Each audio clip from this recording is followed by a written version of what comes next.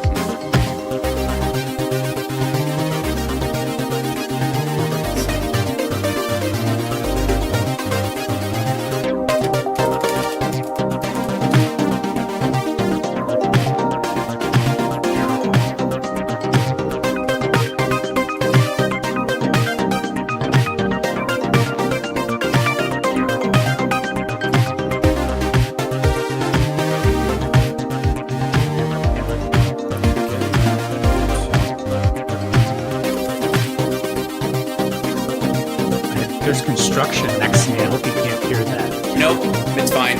Okay, good. It's all good. I just started hearing this. Right. Oh my God. Yeah, exactly. Just like the leaf blower about a week ago. Yeah, same thing. God, you're all going to be replaced by robots. Like that is going to be the pejorative yell over the next 5 years. It's going to gain speed. If you don't stop that, I'm going to replace you with a quiet electric robot. Okay, sorry.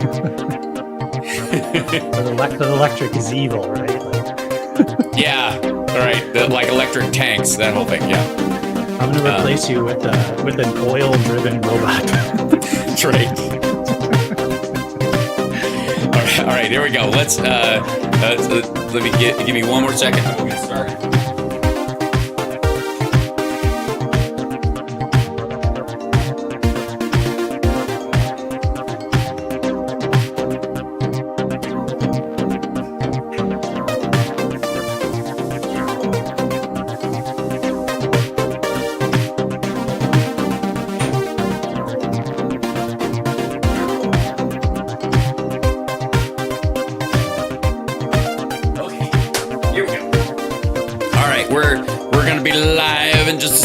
We're just live and thinking, and I didn't make buttons for the guests like a jerk. Oh well, I'll just do it manually. Why not?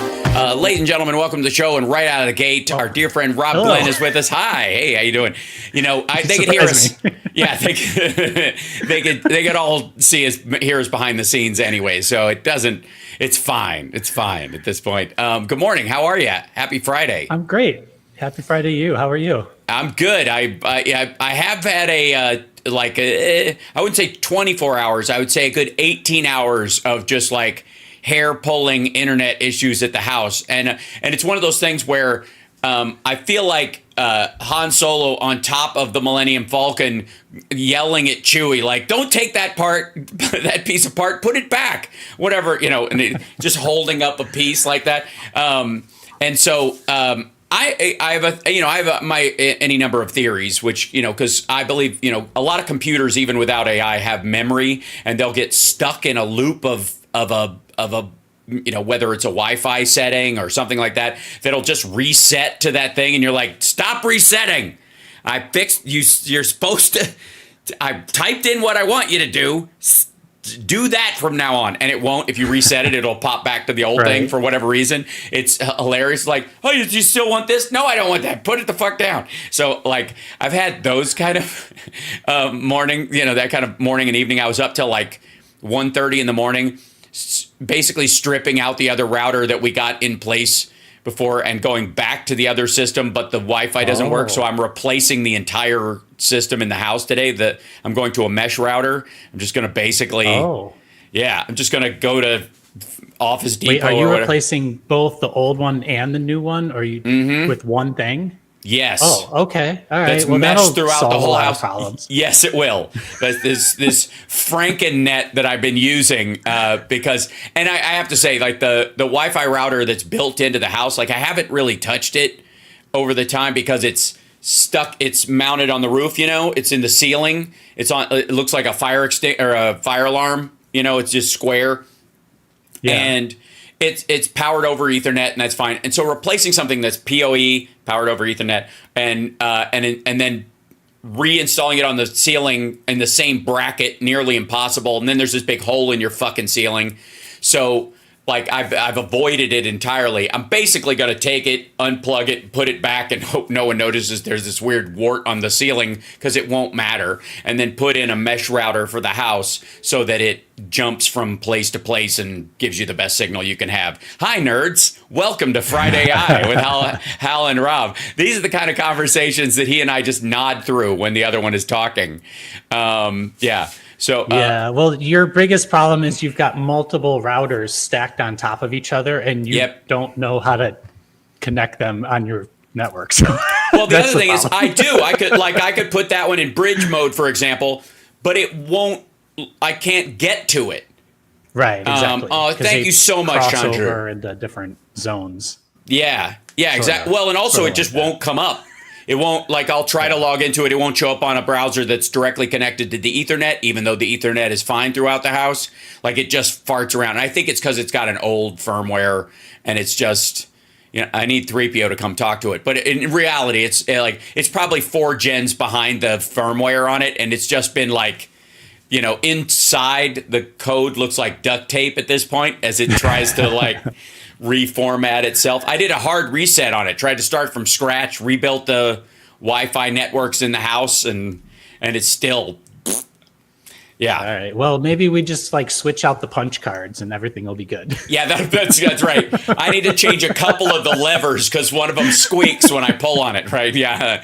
It's alive! Now, before the show started, and by the way, hit the like, everybody, and remember, like, Rob and I are here every Friday doing this part of the show to kind of like pull you into the world of AI and stuff, because I got to tell you, there will be a time, and I'm looking forward to it, when the house will have its own AI and it will solve its own goddamn networking problems on its own. It will work it out. Maybe. Yeah, I think so. Sure. It will know the device is connected. You'll pick something. And they'll probably be like, hey, our Wi-Fi routers for your house operate on a human-centric wavelength that doesn't interfere with the electromagnetism of a human being's body, and da-da-da. And it will, right? And it smartly bounces around you, so it only hits your device. Like, that's, believe me, there's some idiot somewhere thinking that up. And but at the very least, you'll have an AI that comes on some sort of like a brick that you can choose for your house, and it will just shove in there like a server box, and get smaller and smaller until it's a key fob, but still into this thing. And it will run essentially the brains of the house all the time. And if it has a problem, you can have a backup of it sitting right there and go, I farted out, and shove and, and plug it back in. And it'll go, hi, sorry, I took a nap. What did I do wrong? Is the stove still on? But until then, I have Rob to get frustrated with my We had it silliness. figured out last week, but you We did. mentioned a couple things in this conversation that I don't think I knew about last week. So Right. Yes. That's always Well, because we were only fixing the thing they had just given me. Right. They had showed up. They had given me a new router. We worked it. We got it working. Here's what I think it was, and I'm sure this is very exciting for the people watching. I think it was the fact that the static IP on the secondary Wi-Fi router, the one that was built into the ceiling, was still referencing back to the other number, not the one that it was going through the router, so that I could reach it in bridge mode. I think that's what it was. That makes some sense. We changed a 1 to a 0 or a 0 to a 1. I won't tell people which. 0 to a 1. Yes, right. Yes, right. Or a 1 to a 0. They don't know which 0 was. Yeah, that's true. That's true. One of many zeros to a 1. Yeah, and and just like some nerd in Romania going, "I've got him this time." I'm going to turn off Hal's light when he doesn't know I'm doing it. Yeah, exactly. But that already happens. No. That's not it. It leaves them on all night long. That's the trick. It's not them going off. Everybody could turn on their phone and walk around in the dark. But what they can't do is like shut off all the lights while they try to sleep. All right. So anyways, I think it was still referencing back. It was trying to leapfrog, and I couldn't get into it because the firmware is too old to reset it in that regard.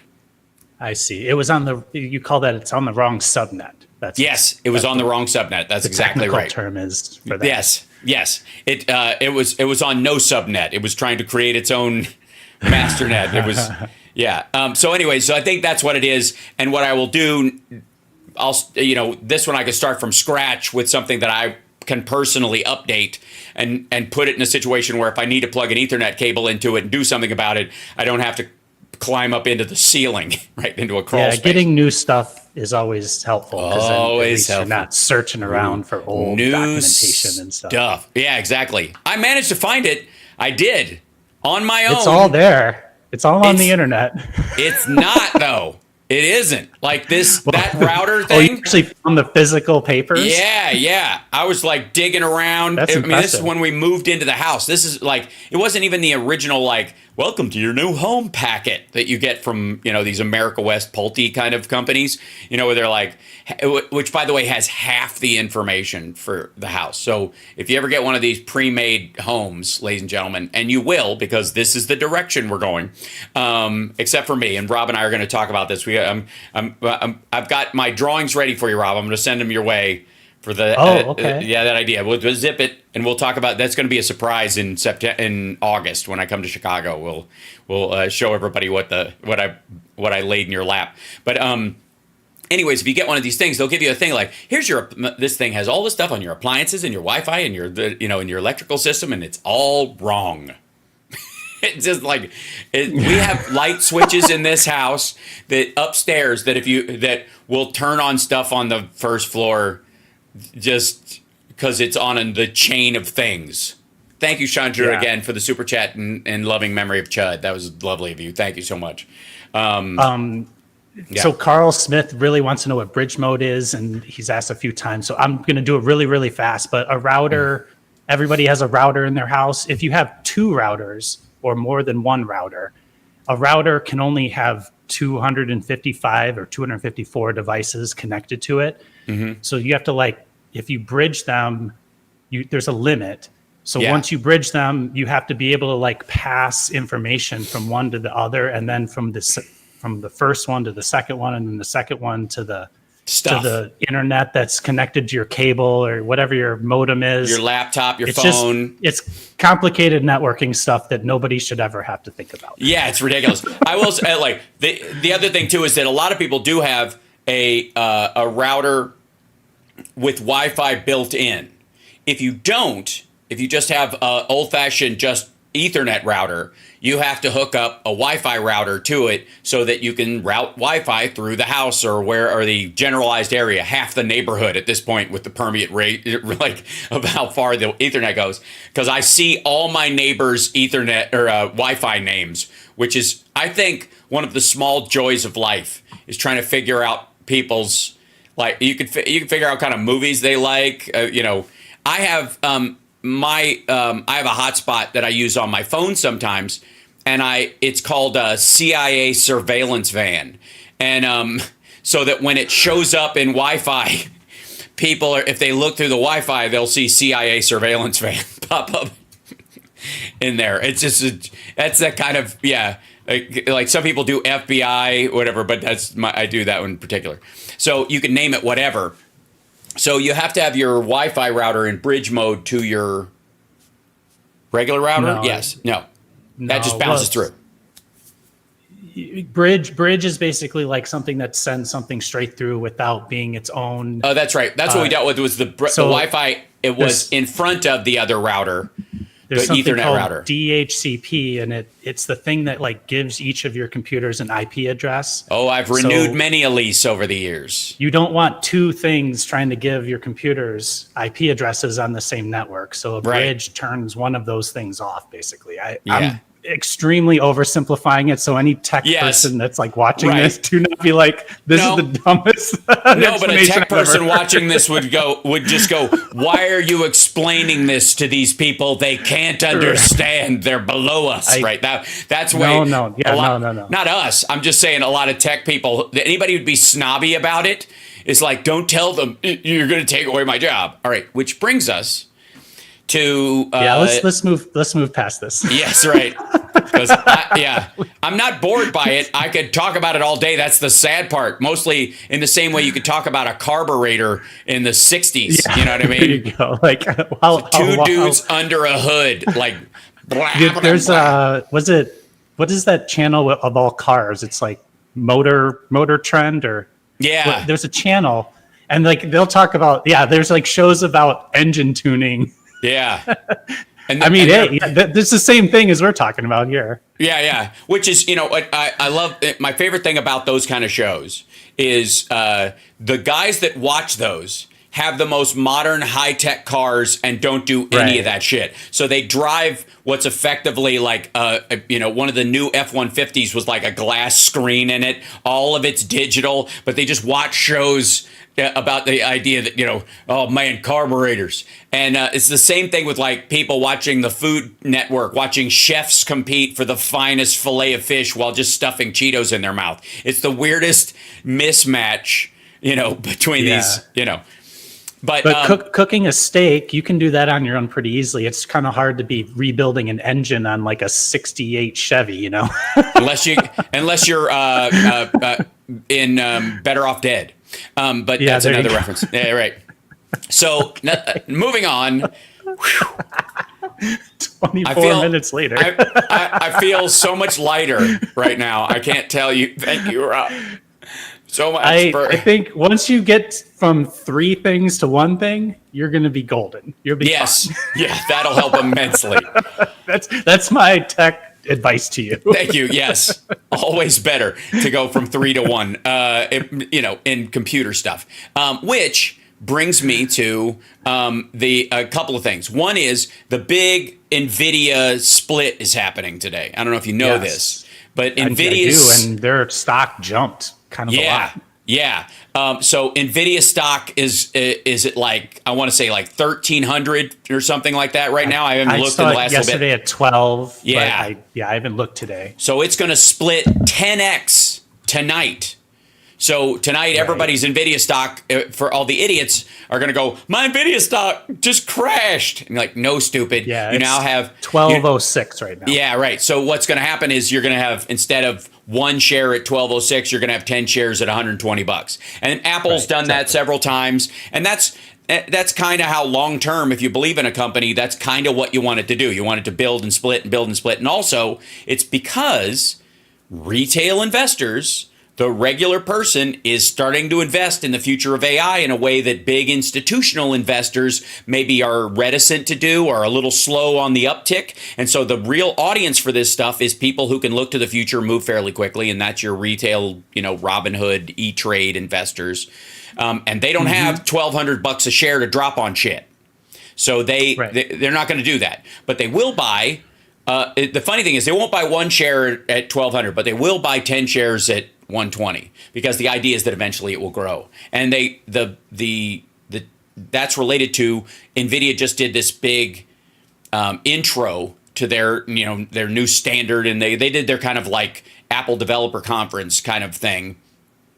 And one of the things they talk about is a $100 trillion addition to the country's GDP over the next decade. Just the industry in and of itself. Yep. They did it in Taiwan. That's right. But their CEO is Korean, I believe, but he's American. But he's anyways, so they it was pretty great. I mean, it was a lot. You think we were nerding out about Wi-Fi? Holy shit! Like him talking about the breakdown of everybody who was in that audience. When you do the Apple one and they're talking about the new phone, it's a bunch of like tech bros, maybe, but yeah, go ahead. CEO is Taiwanese. He's Taiwanese. Oh, that's right. Yes, because they did it in Taiwan. That's right. Yeah. So that's right, because they had first dibs on those TSMC chips, which is how they built the thing. That's right. So anyways, really smart dude. But anyways, they're if you do the Apple one, it's a bunch of just kind of like heavy set basement dwellers who have YouTube channels who are, looking forward to getting, like Apple glasses or whatever, whenever they finally come out. At this thing, it was all just like uber code nerds and business people who are like, what the fuck is going on? Because it's so dense, the information about it. And it's so it's such a game changer that it's like if you had a World's Fair about the printing press when it came out.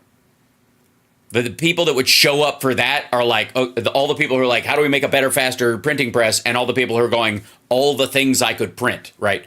They were all there at this thing. And it was it was one of the most, graphics-wise, one of the most boring things you could ever look at in one of these developer conferences. Apple walks out and there's like a giant iPad. What's next? And they just point at it and a bunch of giant numbers. This thing was like threaded, this chain of information will connect to this chain of information and be housed in our, compressed algorithm that will spit it out this way, which will, 50x everything over the next way. Like it was like you had to squint to look at the graphics. It was hilarious. But the primary thing was, this is going to be as big for world connectivity and all that stuff as the printing press or the internet itself. There's just no way it isn't. Huge. And you watched Atlas. I have not. No spoiler alerts. But apparently, give us your biggest dig about it without specifics to the storyline. That the part that drove you nuts. Just the most. Sort of overlying I don't know if tropes is the right word because that's a bit of a negative, but just tropes of like what AI is and going to do. Like there were just like all these cliche kind of things and they just kind of stacked them all together into a plot line. And you're just like, I mean, we've been talking for so long about like how it's kind of silly that AI is going to choose to kill us and all this other stuff. And it's just this like stack up of like all those types of things. And I don't know. I was just like, no. Right. It's not going to go like this. It's not how it works. Yeah. And it's, I think what you're going to see in all of that stuff is, I don't know how you make I do, but I don't know how Netflix or Hollywood in general makes future forward positive tech movies with drama just within them because we're all still human beings. Like that's way complicated, right? The idea of like a plot line where it's you against like good against evil, or that sort of thing. That's where, like it's hard to make a movie about like things building up to like collectively become better for us until like, they're already there, which is exactly. which is what I would bring up. I'll just do it. I want to show everybody a picture, and then I want to reference this. Let's see, images of this. There we go. Which one should I pick? Which level should I pick? Let's just go with let's just go with all three of them. Here's the thing. There's this leapfrog into the future where they're like, oh shit, I want the Star Trek future. I certainly do. I know you do. But how do you get there? Right. And here's the point I would make, and I think this is the key, if I may. See these three ships? These are the different derivations of the Enterprise. This is the one that Kirk flew in the three movies, I guess. There is no future where these things are built with flesh labor. Yeah, it's just not possible. It's not possible. And that is the key. Because until you 100x the physical effort of a human being, you never get ships like this. You never get space stations on a scale that they have a housing that's anything more than just like tinfoil, and I hope it doesn't get hit on its way to the next planet. None of it. Well, even just the resources of what it would take to like put a person in a spacesuit and get them out in a place where they can, assemble that. Spin a wrench. It's not doable. Right. And so if you, in this particular case, without AI and the future of robotics that we're talking about, where robots do all the uncomfortable, dangerous jobs that humans, A, currently do but shouldn't, but B, never could do, is the key. Because let me tell you something. If you want to talk about how the housing market is, in the United States, the price is very high and the quality of the houses is pretty low because you got, no matter what you do right now, even with, 3D printing, which is my favorite version of this, or even prefab sectional stuff where you can slap a house together as it's built in a factory, and then you bring the walls out, stand them up. And there's a bunch of different variations of it. And they're all great. It's a great way to go.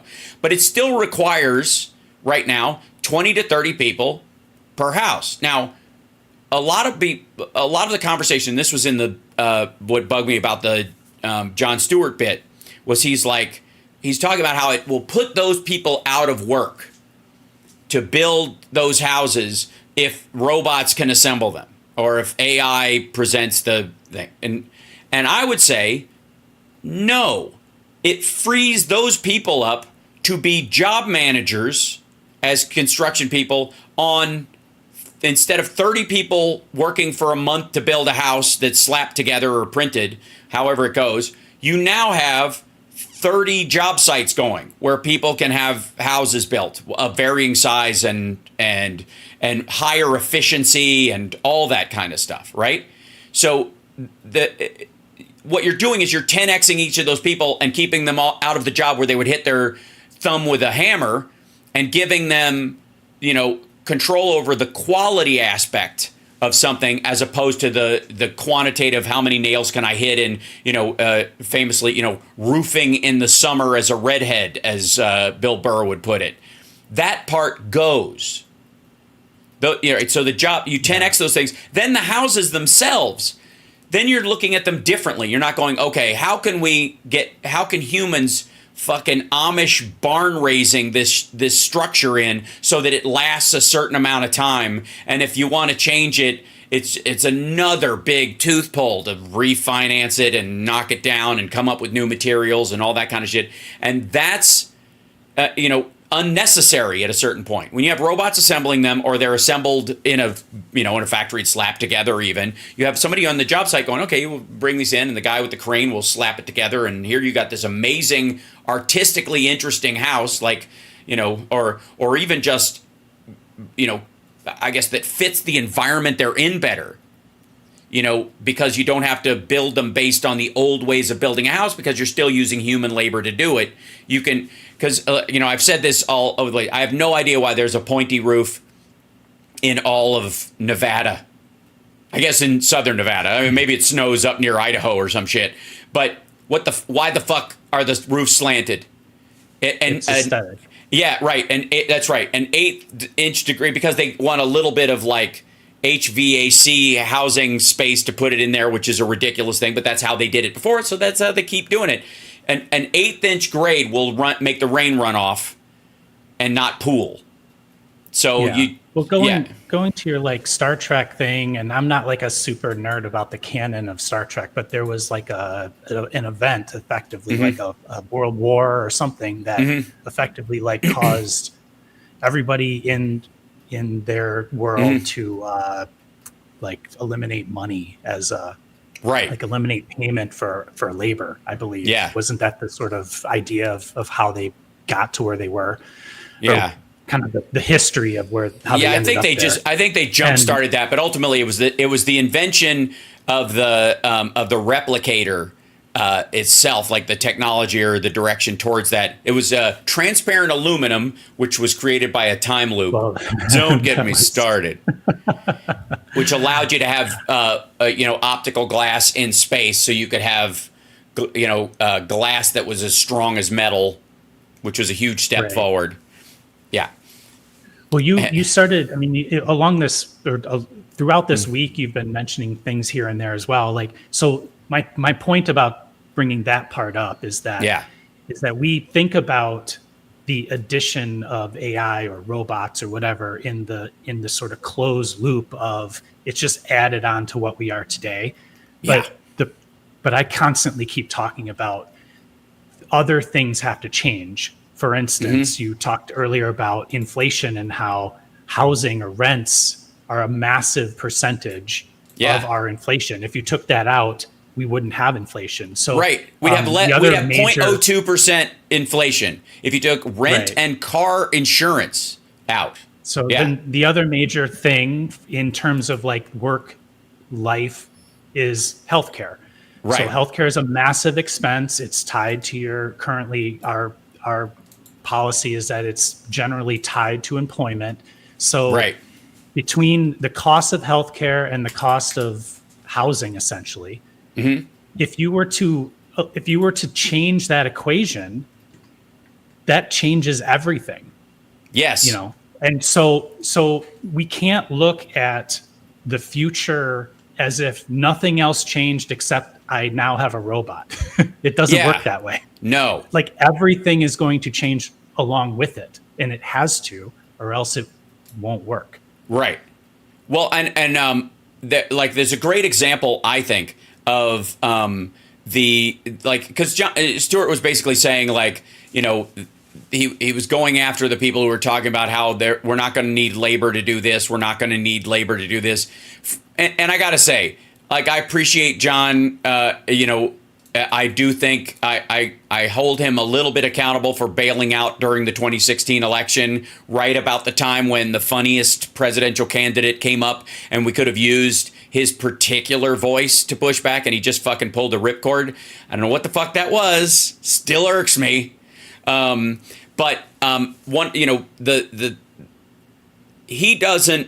He's never had a job. So there's what used to be a Main Street store that I believe is a Kohl's in outside of Chicago in Deerfield. If you ever go and shop there and you walk on the parquet flooring there, that flooring was laid by yours truly. My dad worked for an architectural firm in Bannockburn who had the account for Main Street, and they were looking for construction people, and he thought it would be character building on my part and he was right, if I got a manual labor job over 2 summers. And so on top of building the house we lived in, like remodeling it so that we could live there at half rent, I also had another job, and I laid parquet flooring, and it sucks. the fumes from the fucking glue, like the laminate glue stuff that you use to put it down, fitting it together, having it all over your fingers, smelling it all day, the position you're in when you're fucking squatted over that shit with knee pads on, shoving that stuff into place one square at a time, right? That sucks. And there's no reason we should go, hey, Jim, you're perfectly suited to kneel the rest of your life and knock little square pieces of fucking laminate flooring into place. And the idea that that person will be cheated out of their livelihood is also kind of speaks to thinking that they're kind of dumb and they're not going to be able to do anything else. Which is, and there was a line in it, in Jon Stewart's thing where he put other people up, like presidents, talking about how we're going to retrain workers. And Biden said, if you can throw coal in an oven, you can learn to code.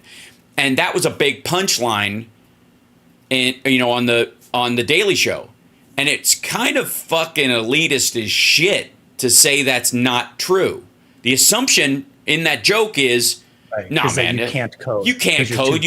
You're too stupid. You're a dude with a shovel. Guys who operate a shovel for a living are never going to be that smart. That's fucking awful. Yeah, and that happened in a lot of that sort of trajectory happened in a lot of blue collar jobs where things which were very manual labor inside of factories started getting changed over to robots doing it or CNC machines. Machining is a perfect example where machining of a part was very manual. Somebody on the machine, like physically moving it or telling it what to do. And then it switched over to it's doing it on its own. Effectively, that switched it to a robot, not the robots that we think of with an arm and, in an auto factory, but a CNC machine is a robot.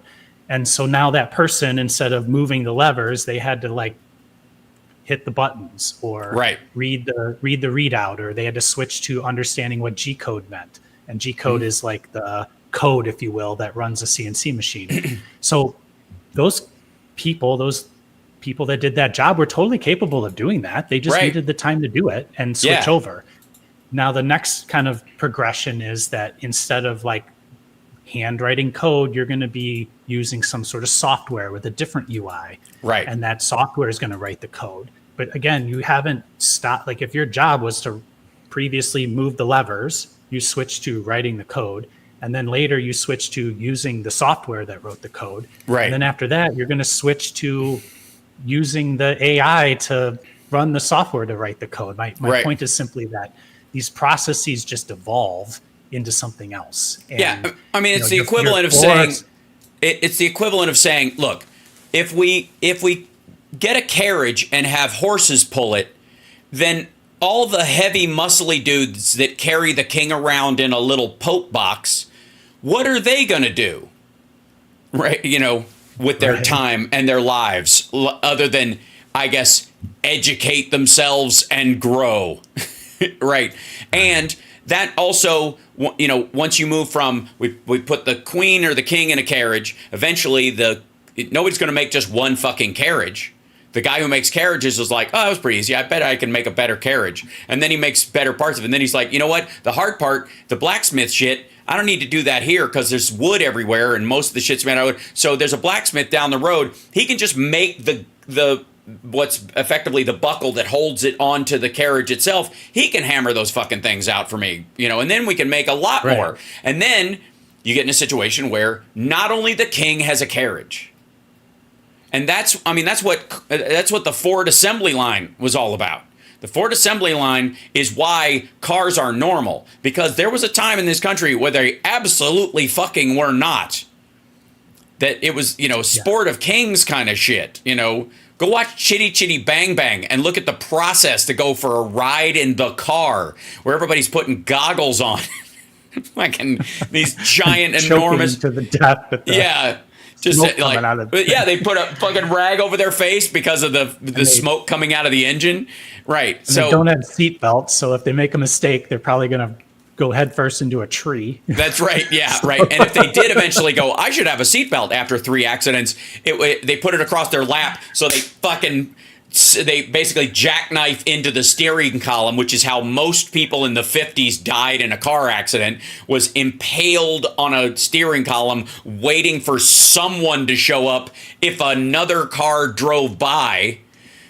Nobody, there's no cell phone, there's no OnStar. Like, again, you know how I feel about this, but the past sucked.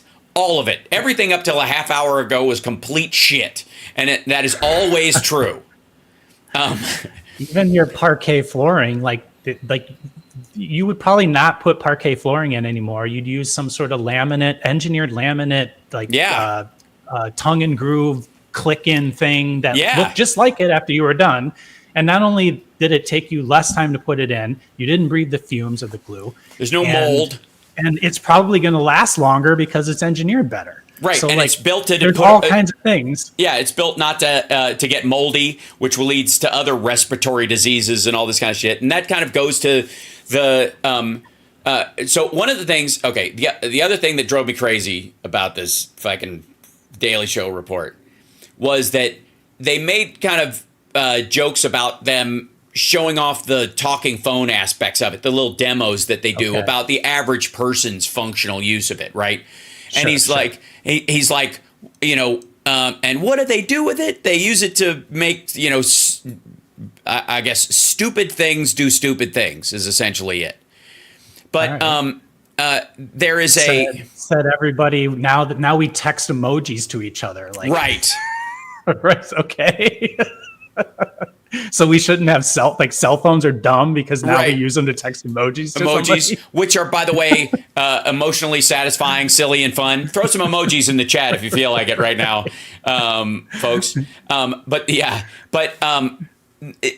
one of the biggest issues is like, so I believe the rule of comedy is, if you're going to make jokes about something, you have to know 20% more about that subject than anyone in your audience could. Because you have to have a heightened perspective of it. You have had to have thought about it, to at least you know, contemplated it philosophically, materially, intellectually, psychosexually, spiritually. You have to think about it that much, right? So that you can have insights that not everybody would have had. And that they, you know, and so the obvious response to that is people like will yell, okay, you're making brain surgery jokes and you got a brain surgeon in the audience. How do you know 20% more about brain surgery than he does? Well, it's easy. I know the 20% extra I know is people's reaction to the idea of having their brain operated on. He doesn't feel that. He just does it for a fucking living. He might know the material aspects of it. He can't even relate to the idea of how we feel to be operated on while awake with the top of our head off, right? That kind of stuff. Right. Like, he knows it intellectually, but he can't even if he could process it, he'd be a terrible brain surgeon because his hand would be shaking the entire time. He's got to be, or she has to be detached from this, this function, or they wouldn't be able to do it. I know that. Most of the audience knows that. I don't want you going, oh, fuck, it's my first brain every time you open somebody's head up, right? So it's important. Stargal, they do intellectually, they don't emotionally, is my point. If they can't, because if they did, they'd fuck it up, right? So the point is that in all these situations, you got to think about it a little bit. You got to, okay, I may not know more than Sam Altman or Huang or fucking even Tim Apple at this point about how AI functions and how large language models work. But I can contemplate, I can futurism my way out to the logical extension of this and how there is no sci-fi future, even like the cars in Blade Runner. There's no way you get to that with human labor. Ever. Just ever. And if any of that is possible, even softly probable, including terraforming Mars without people having to be there breathing, fucking sulfur and nitrogen until such time as it, has a place on it that they could inhabit, is nuts. Well, we're already there. We can't explore Mars with a person because the person's not there. A robot is there. Yeah. So we wouldn't know anything about Mars without robots right now. to start doing it. Well, here's a good one. Your eyes. Well, we would know stuff about Mars. Yeah, you know what I mean? You know what I mean? But well, because we have telescopes, for example. Right, but we wouldn't know anything about the ground there and the rover running around and seeing and picking up samples and doing those things. What I'm saying is that a telescope, for example, it's as absurd talking about AI as it's going to put people out of work as it's saying telescopes will put eyeballs out of business because, what if we want to send a person to just look up close at the surface of Mars, right? Like, it's fucking ridiculous. It's an absurdity. It doesn't even match the reality of what we're talking about. And again, when you're talking about, and, as we all are, big fans of ships that size, like the Corellian ships in Star Wars, there is no situation where anything even remotely like that is built with physical labor by anyone. Ever. If the future holds anything even remotely like this, including resilient spacecraft that aren't just paper thin because it costs a lot to get them out into the sky, right? If you're ever going to build a ship in space, right, that's even close to that size, that could house a bunch of people. If there was a life rafts for the human race, or even life rafts for the human race if we're on another planet eventually. Extrapolate it out 1,000 years, 2,000 years, 20,000 years, whatever it is, there is no way that's made with people going dink, dink, dink. It's just stupid. It's absurd. They even contemplated that. Andor showed how they used prison labor to make these widgets, and then the widgets were what was making the Death Star. So it's like, which why wouldn't you just make some putting the widgets into the Death Star? And also, why wouldn't the widgets themselves just after? Why wouldn't you just assemble the widgets? That's why Elysium sucks. The movie Elysium. And Ex Machina. I fucking hate these movies. I got to tell you, this might be our biggest pop culture episode. You definitely you have to watch Atlas now. We could pull my hair out. Complain about it for 2 hours. I was literally screaming at it. What? Right. So Elysium, again. This all goes to the hoverboard conundrum, which I put forward in the Back to the Future movies, that if the hoverboard exists, there are no other problems. There's no Biff Tannins if you have a hoverboard, because they beat gravity. They literally they beat gravity. You don't have to lift anything ever again. Right. Not that there is Planes work differently. Friction is gone. You don't even need rockets to leave Earth's orbit. What the fuck are you talking about? So that's what I would call the hoverboard conundrum. If you have that, then you have all this other shit because you don't have that without this, right? That's the idea. Right. And the same thing was true in Elysium. If nobody saw it, it's a Matt Damon movie with Jodie Foster as an evil woman who lived in a space loop in the sky that only the rich and elite could go live in, and they had these med beds. 1% kind of idea. Yeah, and it was like a shitty 1% allegory, just swing and a miss. But the idea is that they have these med beds, and the whole thing is, can he get this little girl up there, put her in the med bed, and heal her when she's going to die of, whatever disease? And they have robots down there as cops, right, making humans work. And I'm like, what? Why don't you just have the robots make more robots and then have the robots work? What the? Have the robots work. Exactly. Right. Why are you even bothering? And the other thing makes more sense to use the humans as fuel for the robots, right? Matrix does, right? Exactly. Yeah, turn them into a battery, some other thing, because it made no fucking sense at all. And the Elysium people are 1% and super smart, and this is the plan they came up. But slavery subjugation, which always ends well. The people never get pissed off and find a way around it, especially if you've given them bio exoskeletons that can bind to them and give them strength. Are you what? What are you it's so stupid. It's so fucking stupid. The other thing is that medbed thing, they never gave it a cost. So, okay. I don't know. Can you just drop a bunch of them on the fucking planet? And why does it have to exist in this thing up in the in the? Did they have to space, be outside the Earth's atmosphere to work, or that makes no sense? None of it. Or it was it costs a life to make a life. That would have made way more sense. Like the fucking Dark Crystal. If they go, okay, yeah, this healing machine works, but you got to put another person in there because we got to pilfer their biological matter for some fucking reason. I can't think of one, but let's just give them the benefit of the Atlas doubt, right? That you'd put them in this little thing and, and then, right? And then they like that heals you. But then you can't use that to save the little girl because I guess you have to chuck a little girl in the other part of it or something like that. But so it's evil to start with. Point being is that none of it makes sense because they don't think through the idea. And this is where we find ourselves with how people think about AI. We're so busy thinking about fucking Skynet that we're not realizing that all the things, think of all the things we can't do because of mortality, physical effort, and danger that are environmentally better for the world.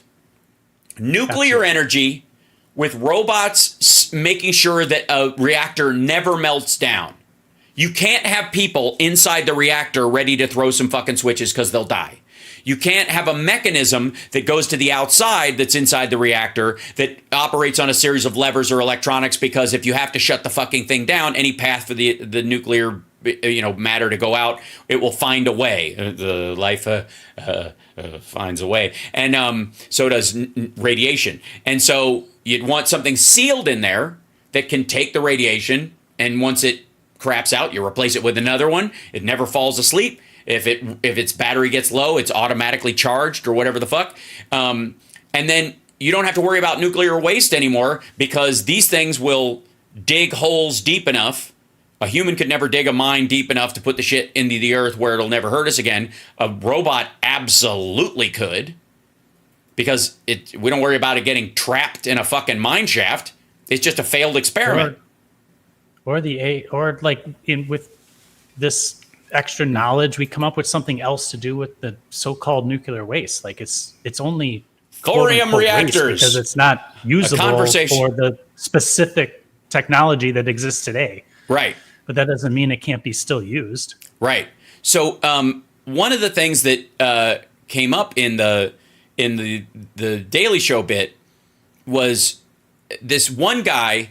The biggest kind of like use case anecdotal joke he made was they had some guy on Fox News who replaced all of his call center people with AI, which first of all is the easiest thing to do with it.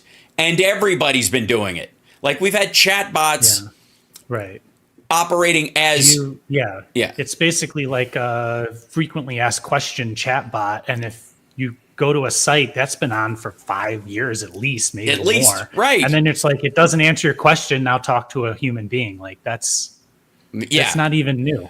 No. And it's just a talking version of it that sounds a little more human for people to interact with. And it speaks any language at any time. So you don't have to go like, Jesus Christ, I didn't even know we sold shit in that part of Africa. Does anybody speak Swahili? They just would switch over to Swahili and help this poor person. It's fucking awesome. Chris B says, I wrote chatbots on IRC in 1990. Exactly. We'll get into the tech. Yeah. I mean, there were like games, like choose your own adventure style games that had different paths. And I mean, like the thing that's unique about AI, I think, or, LLMs is that it allows us to access data at a rate. It allows normal people who have don't have to pay any money to access data at a rate or learn at a rate that previously was not possible. Right. And so it's an excellent point of comparison, because that was kind of where I was going with this, is that one of the things that ChatGPT announced, and we'll get to that, but the guy who fired all of his call center people, first of all, they were all in India, I believe. He had outsourced it to India. So there's like people making day laborer sweatshop wages answering phone calls about printer problems in India. It's just ridiculous. Yes, this is a huge pet peeve of mine, is like a lot of the jobs that come up that people say we're going to lose those jobs, they're already gone. Yeah. They're being shipped to different places, to, like you say, call centers in India. Mm-hmm. Coding is not happening in the US at a rate which, like, most of it is shipped out. So there's companies already have sent it out. So in theory, if it's going to lose a job, you're gonna lose a job that was already outsourced. Yeah. Even so, in his particular case, again, there's a thing on his website that's a chatbot. Then you can now verbally talk to a chatbot on there without talking to a real person. That has also been around for a while. I mean, on phones like Marque numero dos. Like, come on. How many times have you heard on a phone call a voice that's going, "How can I help you today?" That's the same. I'm sorry I didn't get that. Can you repeat your frequent flyer number again? Like, bah! Right? It's getting better, right? And the other thing, too, is why should a human being have to deal with your bullshit is part of it. Like, if I've got a problem with my flight, why is it their problem? Right? They can't emotionally fix it for me. They can't do anything outside the parameters of the company. They can't do me a favor. Hey, you know what? Nobody's listening on the call. Let me just slide you a couple of frequent flyer miles. Like if that's company policy, they'll do it. If it's not company policy, they can't do it. What's the difference? They're a human robot in that situation anyways. It's a waste of fucking time. And if they can talk to people and they are personable and they could work on this kind of thing, why don't they just put them in places where it's more necessary to talk to a real person, like healthcare or something, instead of, American Airlines can pay more than, United Health maybe, or fucking Massachusetts' healthcare, program, right? They can't afford, they've got to outsource their customer service to fucking India as well, right? So this brought up the other thing that he was like, "You're taking the labor out of the thing. Why would you do that?" Like that's John's kind of generalized shtick on it. Like, spoken like somebody who's never had to do that fucking work. Little inside baseball about me and Jon Stewart. I knew John just meeting him at industry events when I did Talk Soup. And he'd just taken over The Daily Show from Craig Kilborn. And I was like, "How's the gig? How's the new gig?" And he was like, "It's great." I mean, honestly, he's like, "It's not a lot of work. The script is already written when I get there. And then they do these segments with our reporters in the field thing and basically just put my feet up while it's happening, and then they cut back to me, and I'm doing about basically like 12 minutes of programming a day. And this is well before he turned, he really went political with it. But that was the gig at the time. He was outsourcing that gig when he showed up, and it was a sweet deal, according to him. The point is that all of these things that we're talking about are normal. And if you've ever worked a manual labor job in your fucking life, or even what I would call a brain hooker job, which is like accountants or doing IT, you're a brain hooker. People are like, they want to come over and use your organ for a little while. And they'll pay you to do it, and it's pretty thankless, and you'd rather be working on... Is that why you call me, Hal? Yes, right. No, because we do this as friends. We're friends. We're friends with benefits. Consensual. That's right. That's right. We're intellectual friends with benefits in that regard. But I think of accountants that way, like, because doing like Trump's accounting, like that's a brothel for him. He doesn't give a fuck about those people. He just wants them to do what he wants them to do. It sucks. Yes. Right. And he wants someone to sign off on his choices to try to, skirt the law and essentially like pay them to be liable for his choices. That's right. And to deal with that asshole, most of them were like, shit, I'd rather be in a brothel than deal with this asshole. But then he'd probably come in there too. That's another thing. But anyways, point being is that the way he talked about it was these thankless jobs are being replaced with AI.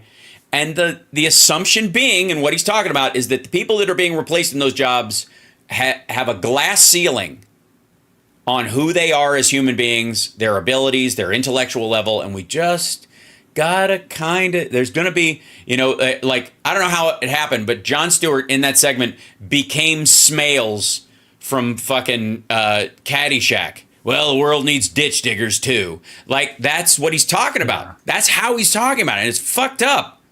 And I'll tell you why I'm increasingly bullish on the intellectual growth of human beings over time. And it's related to this. So when he was looking at use cases of a ChatGPT, He was talking about, he's like, they're replacing the person on the speaker at a fast food restaurant with an AI, with a chat bot. And that's terrible, terrible, terrible. That's what we're using it for. That was his kind of idea. It's like, we get all this huge leap forward technologically. You're talking about it, right? Like it's, the printing press or the internet or the cell phone or the phone itself and all this stuff. And they do talk about it that way. And he's like, and what do we do with it? We use it to replace the job of a person who would talk to you at the fucking store, whatever, that kind of thing. All right. No, they don't. And this is primarily one of the biggest positives I see as a father of a 13-year-old, is that I don't need something where he could just Google the answers. Instead of Googling the answers, you now have a GPT EDU that will stand as your tutor, that will teach you the thing instead of just having you look up the answer. And books, it's interesting. This is a huge leap forward from books and Googling it, because that's what the book was. The book didn't teach you how to do it. If you had to reference the book, you just looked up the answer. That's all you did. You were looking for the answer, and it happened to be in a book before Google. Yeah, exactly. You had to find that book. Right, exactly, physically. And now and only a few people had access to the book.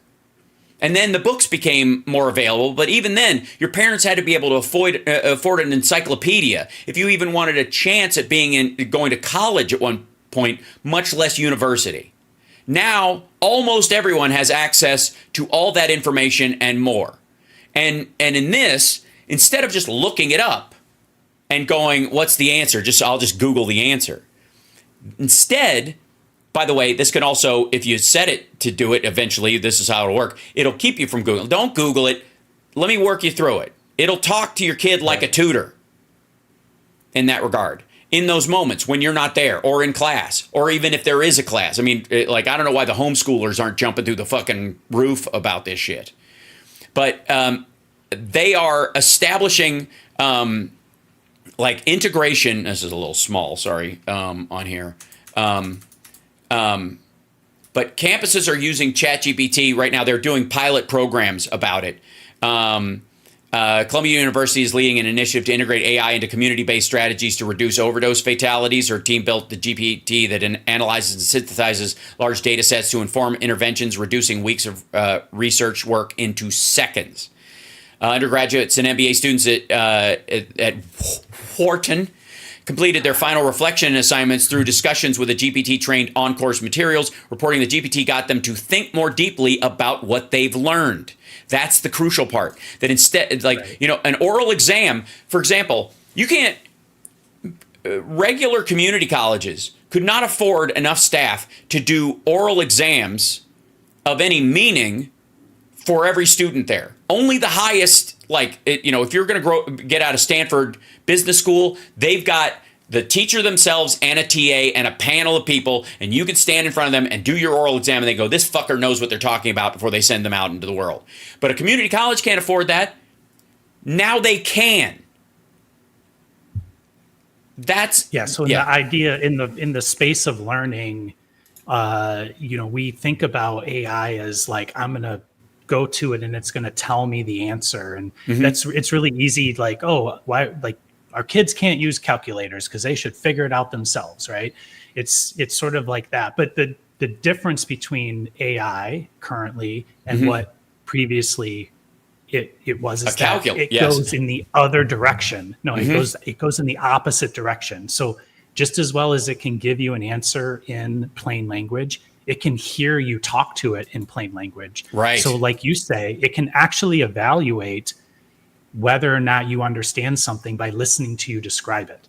Yeah. And that's like such a perfect technology or way to use it in education is to teach and then to ask your child or whoever is the learner to recite it back to you and find out if there's an understanding. And it's perfectly capable of understanding you well enough to know, even to a percentage, how well you understand that information based on what you recite back. To your point about it's going to take all the jobs of the people at the fast food place. Again, we are taking the jobs away from the fast food place. And I what I mean by that is that people, if had a choice, they don't want to stand in line and wait for that person. They've chosen to, they get angry about that. So they chose at McDonald's or Starbucks. Well, I'm not going to wait in the line and talk to the person. I'm going to use the app. And now when I get the app, I'm just going to walk up to the counter and my coffee will be there. So now you just as a consumer, we talk so much about the supply side, but what about the Demand consumer side? Yep. What about the demand side? So now you chose to use the app and you chose to go grab the coffee. So to you, Starbucks is basically just a vending machine. It happens to be run by people. Now, what is the difference if the vending machine made the coffee or the person made the coffee? Right. If you're only going there to use the app. If you don't want to talk to the person. I'm not trying to, right. I'm not advocating for one way or the other. I'm just saying it's not AI that did that. It's not technology that did that. Right. Technology gave an alternative to the other way. Yeah. And then people choose to use that or not. One of the other aspects of it, by the way, Connie Kelly says there are AI-laden chips which are now making other chips. Just went to a chips making program in San Diego about how to create a system. Yep. And Rob, Carl Smith is asking website scraping apps that are free or inexpensive. Carl asked me, maybe Carl can ask me that separately. I'm not sure where he was going with that. So yeah, I mean, there's like Google was known for spiders, and so scraping the web is like a technology that's pretty old. Yeah. There are a lot of AIs that will scrape AI web scrapers. If you look over on Future Tools, .io, Carl, there's a bunch on there. You can kind of just choose one. None of them are particularly better than the rest. I've seen it's about price pretty straightforward, and tokens. Like taking code and getting it to essentially the text that's displayed and having that be part of the AI training or the prompting or something like that. Yeah. So by the way, I'm going to launch it next week because it'll be my first AI, my own GPT that I made. I made my scene partner thing and it works. Oh, cool. So and that do you have like a specific, you don't need to tell me now, or say it now, but do you have like a specific thing that ended up in a show that had its origin in the process you used with the GPT? No, I'll tell you what it was. It's the frustration of, spending time in Vegas most of the time and not being in LA and having to put myself on tape and not having anybody to read with me in the house that can read the other lines in an audition. Okay. And it's all, and I was thinking, if I'm having this problem, imagine all the actors out there that have the exact same problem. And I was like, I'll just make this and help, and, because I'm not going to sell it. You made a thing that basically says the other person's lines. Yeah, so it's called. That's awesome. It's called. I called it Scene Partner Pro. But it basically it says, "Hey, are we doing an audition or a rehearsal today?" And so you can put the script in, and you go, "We're rehearsing," and so it will run the lines with you. You say action, it starts going, and you read your lines. It'll read all the other lines. And then you say scene at the end, and it stops listening and evaluates. It stops doing the scene with you. And then if your rehearsal mode will make it go, you missed this line, or you jump past this thing, or you contracted these. Is that okay? Are you okay with doing that? And if you're like, yeah, they're pretty loose with it, or if you go, no, it's Shakespeare, I have to be very strict. They'll help you run it, right? And you'll run it and run it and run it again. You could like learn your like Shakespearean scenes if you wanted to, bit by bit, and it will read all the other lines with you. You're describing in real life what we were just saying about education. Exactly. That like you can speak to it and it can tell you how close you are to the goal effectively. Yeah.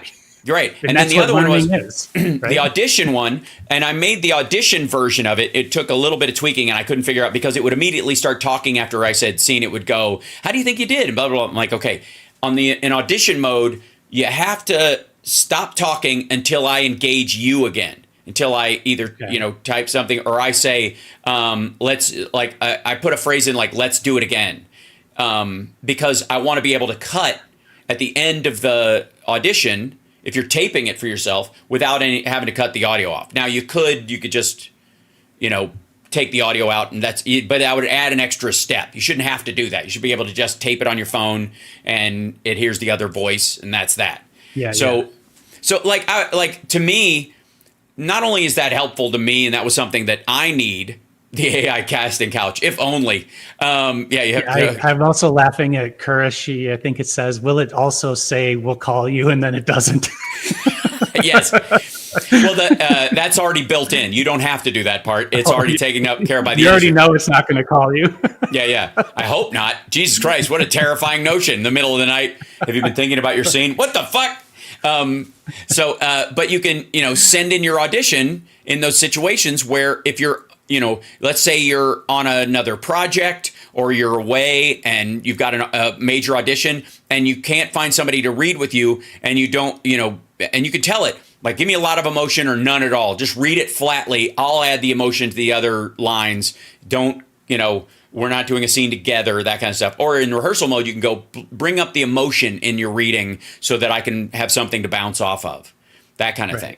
And that seemed for me, that was a situation where that possibility never existed until ChatGPT. Yeah. I mean, it's not even like I'm not replacing anyone. It's not there. And most people's in tech are totally incapable of anything even resembling what you just described. Right. You could never get there without that technology, ever. You would need a team of people to help you have gotten there. God. Just a couple years ago. Just 2 years ago, I would have had to sit down, and that would have had to have been like a Silicon Valley startup to make that shit happen with no investors because of the market's so fucking small. Yeah, but you didn't take the jobs from those people that didn't now do that because they never would have had the job because you never would have done it. Right. Yeah. And that's the main point that we're trying to make here. Is that the possibilities start to expand so much that you never would have done it in the first place, so you didn't take away a job, and it probably is going to create some other benefit that you never had before. And maybe that changes what the job is after that. I don't know. That's the other thing too, is that I have done jobs that that were like intellectually or creatively sort of below what I wanted to be doing, as we all have in my life. If I didn't have to work as hard doing that, in theory, I would rather be doing something else. The problem was the kind of I was the only one who could do it effectively. And so if I could have at that time taken what I'm doing and gone, okay, I'll train an AI to do what I'm doing here and let it do that, I could focus on expanding this out. And I could have not left that job or left that situation, but added 5 versions of myself is sort of in that, creating these things, at least doing the preliminary. And for me, it would be like when I was doing this Disney series when I was in the 90s, the Sisyphus years. I worked on this Disney series doing little commercial spoofs for a show called Umba Macumba that was on the Disney Channel. And so they sent to me a cardboard box this fucking big, filled with VHS tapes of like animal documentaries that Disney had the rights to. So they had rights to all the footage. And there was no fucking way I could watch all that shit and do my job. I had to rummage through them, see what the name of the thing was, see if it sparked an idea, no pun intended, and put that in the maybe pile. And then I could, I'd watch a little bit of it and I go, okay. So for example, they had one on baboons, whatever. And obviously one of the things you see baboons doing is, grooming each other. So I came up with Vidal Baboon hair products as a spoof. Okay, so I start working on that kind of voiceover idea in my head. And then I look through the box. Are there any other baboon related things where I can maybe find a piece of footage that I could clip to make is there a funny moment I could tack together? And then I made a jingle for it and all that shit.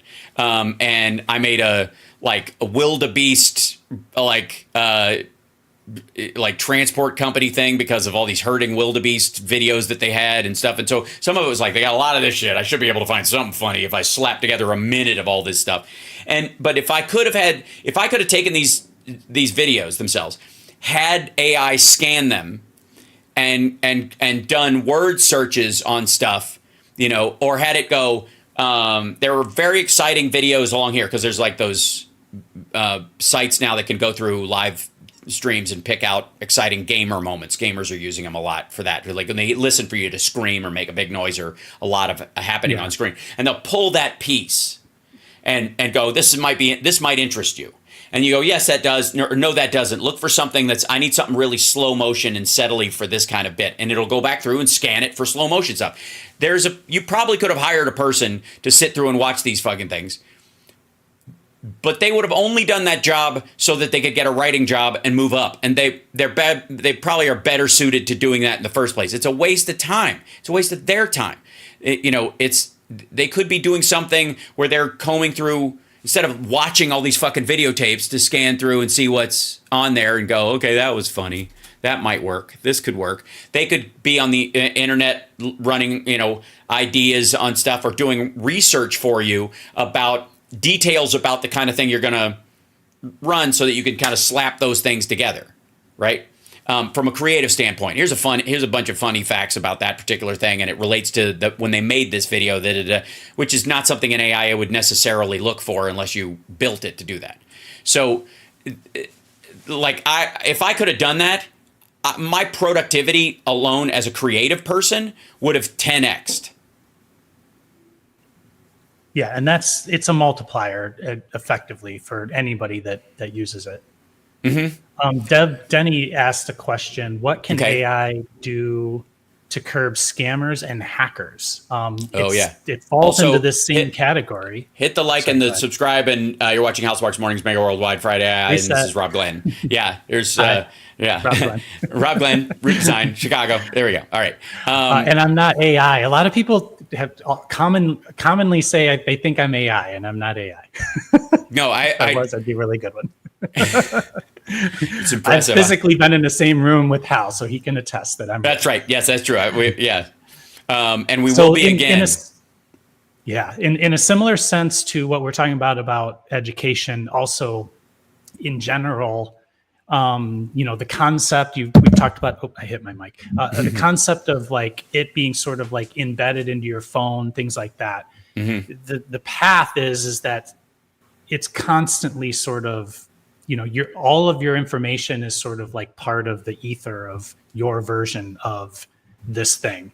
And so scammers and hackers tend to use phishing is probably the most common way people get scammed. It's people do not hack into other people's computers. Like it doesn't happen. If they're getting into your data or your stuff, it's because you either gave them a password for it, or they stole it from like a database full of passwords, and your password happens to be in there. Anyway, the point I'm trying to make is, if you have like a whole bunch of emails in your inbox, or if a phone call comes in or something, it's very probable that an AI on your phone or computer could give you a probability of whether that's real or not. And it would use history of who you knew and things like that. It's very probable that it should be able to decrease or increase your ability to recognize what is a scam or a hack, if that makes sense. Mm-hmm. Yeah, I again, the concern is that people, I think a lot of people have, is that people are going to set up AI bots that will just, auto scam, Yeah. And in theory, those should be fairly recognizable as well. So, right. Yeah, I mean, but there's like automation of scams already happening. Like, I mean, the number of scam emails that come to your email box is gigantic. Like, it's a huge problem already. So, and there'll be AI mail programs, for example, that will start eliminating those things, and then the scammers will get better at it, and then there'll be a back and forth about who's ahead at any given time, because that's how all technology works. I mean, look at again, talk about like cheap labor and globalization. One of the things that it led to was we were talking about earlier. Like customer service being moved to India, for example. Well, so did scamming. So did like people like the Russians outsource their like cyber attacks to Romanian cyber groups that are a bunch of dudes making effectively like hacker minimum wage around a bunch of tables. And they're all, and in a lot of cases, not only are they paid very little considering what the benefit to the people that's paying them is, so they're talk about exploited workers. But on top of that, some of them are fucking killed if they ask for more money or try to break away. So yeah, the idea that guy's going to lose his job to an AI, I don't know if that upsets him very much. Right. Is anybody upset that troll farms are going to lose their job? Exactly. Yes, that's exactly right. Yeah, probably going to take jobs there faster than anything else because you don't have to worry about the morals of the person that you're working with. Yes. Ever. Ever. And so, yeah. And they work for free. My main drive is to say, like, anything you think that it's going to do bad, like, offset it with a thing that it's going to do good. And like you say, like, it will make scamming and hacking more automated, but it'll also make the detection of scamming and hacking easier to do. So in many cases, things are either just transferred into something else or they're just washed out. Like you end up in the same spot you started. Yeah. And hopefully in the middle, like your kids are learning on it and you're learning on it and you're more productive and you're able to like innovate in a way that you never were able to do before. And that's the more likely outcome for all of these things. Right. Let's see. I don't know if there was another question in there. We went long with you this morning, but I'm totally fine with that. If you're cool. Yeah. I'll go till 2 if you want. Manny says Hal's going to sell us out to the AI overlords. Jeez, I wouldn't be able to. Right. I mean, that's the thing. If it's an us versus them situation, I'm one of the us. That's how it works. Like there is no. That's another thing too. There used to be an idea that like. If you look at like capos in Auschwitz or double agents or human beings that have turned on stuff, there is no version of that where there will be certain humans at that point where it becomes a concern, or if it could become a concern, that are going to side with the AI because it won't care and it won't need you. It goes back to that Elysium idea. Like, why wouldn't it just make more robots? Why wouldn't it mine its own battery materials if it's worried about people? Like what? And again, you can't think past those things. You can't just go, let's just jump straight to getting tired of our shit and want to kill us. You know what is interesting? Like, you've seen The Fifth Element, I'm presuming. Yeah, I love that movie. It's one of my first early favorite sci-fi movies. Right. I mean, it's derivative of a bunch of stuff. It's the Hitchhiker's Guide to the Galaxy series, Blade Runner, like a bunch of different movies. He definitely saw them when he was a kid and kind of threw them all together into this hash. But it's adorable and funny.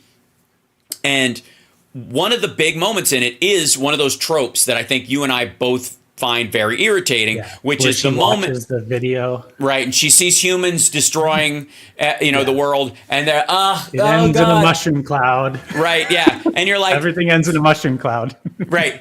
Have you seen outside? Did they live in a future? It didn't happen. It did not happen. We survived it, moved through it. So, and first of all, fuck you, space people who allegedly never went through a warring period in the history of your evolution. They're like all at war in the movie. Yes, they're trying to kill each other. Shit, those big fucking robot-y duck things are murdering everybody. They're blowing away those like it's super fucking sad that like the priest and everybody else they cut open the woman, they shoot the opera singer to death because they've hired a psychopath to get stuff, and we're the assholes. Come on. Right. So, but the part of it where she's watching, and I'm like, could there ever be an episode of Mr. Rogers' Neighborhood in there? Because where he says, look for the helpers, because I got to tell you. For every serial killer the United States has ever had, there's been 25 to 100 people that have made it their life's work to track that person down, preserve the evidence, sift through the evidence, coordinate a way of investigating them to try and stop that person, treat the bodies of the dead with dignity and care all during that process, even when they have to exhume them. That if they find a living survivor, there's 8 or 10 fucking ambulance people and doctors and stuff that rush in to help this stranger in modern society. Right. Fuck you, humans are bad. Like that, like if that's the conclusion you draw, you're the problem. You didn't see it all. You didn't look at it all. Right. Yeah. That part has always driven me nuts, and it happens all the time. Robots do it in movies. That montage is like, I think that might happen in Atlas, actually. I think there's one of those montages where they're like, I just looked at everything and all humans are bad because you look at what you did. Talk about a mushroom cloud, Lord. I'm about to explode. It's just like, and again, look, I love drama and dystopian tech drama. We've had it forever. Again, it goes all the way back to when they first started talking. I mean, Frankenstein was largely based on the idea that people were experimenting at the time, like, could you take somebody's severed hand and sew it onto somebody else? And it went gangrenous, and they didn't know that there was tissue rejection and all that kind of shit. So the Mengele types that tried it always failed, and it was horrible. But the story was, what if they succeeded, right? And oops, they put an abnormal brain in it, and the only body they managed to stitch together is a former murderer. So no matter what you do, his soul is programmed to kill.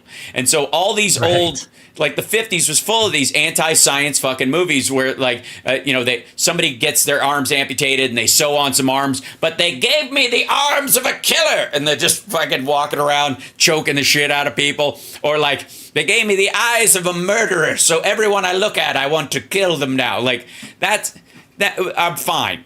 Go knock yourself out. Like, I get it. But if you look past, it goes to my problem with The Fly. And then I'm sure if you've ever watched Rob Reiner talk about why there's no movie in Psycho, it's a brilliant thing, because he goes, there's actually no movie in Psycho. Psycho is an episode of a psychotic television show, but it's not a movie, because when she stole money, she's going to meet her boyfriend, they're going to drive across the border into Mexico, right? And they're going to meet in Victorville or wherever the fuck, and then they're going to go over the border. They're going to meet right at the border, and then they're going to leap across, and she's got $50,000 in her fucking trunk, and she knows the cops are already onto her. They clearly discovered the money is missing by now. She's driving through the night. She starts to get tired. She pulls over at the motel. She goes inside, and she asks him how far to Victorville, like wherever the town is that they're going. And he says 25 miles. Okay, the cops are on your trail. You're a little tired, but you got $50,000, the modern equivalent of $500,000 in your trunk of your car, and you're going to start a whole new life with your lover after this shitty life or whatever. You go, is there a 30 minutes? Yeah, it's a half hour. You go, is there a cup of coffee to be had here? Or if not, is there a diner nearby? You get back in your fucking car and you keep driving because it's a half hour away. You don't get a room, have a shower, simmer down, change into your nightgown for the evening or whatever the plan is. You don't. Right. You just fucking don't, right? So the same thing, I kind of, which was the other movie I was going to bring up? Fuck me, I got lost in that. I'll remember it in a second. I can't even help you out. Yeah, I got so distracted by that particular story and aggravated by it. But there's effectively no movie in it. It goes to the trope that the hoverboard fallacy, in all these things. And we look at these technological movies. We look at these robots that decide they would kill us apropos of nothing. And we use Skynet as the example, all the time. Skynet would not come to the conclusion that a nuclear war would help it in any way. Right. Even if it meant, as a last resort. Like, it just wouldn't.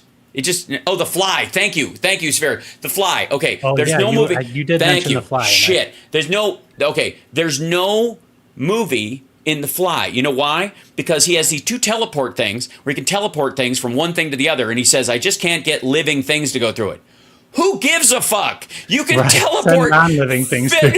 Oh my God. Can you imagine the end of petroleum as we know it? Like, even if it was just your fucking bags at the airport, people wouldn't, you'll never lose a bag again. Just, who cares? And then take all the trillions of fucking dollars you would make as the greatest shipping magnate in the fucking world and experiment all you fucking want. Are you fucking crazy?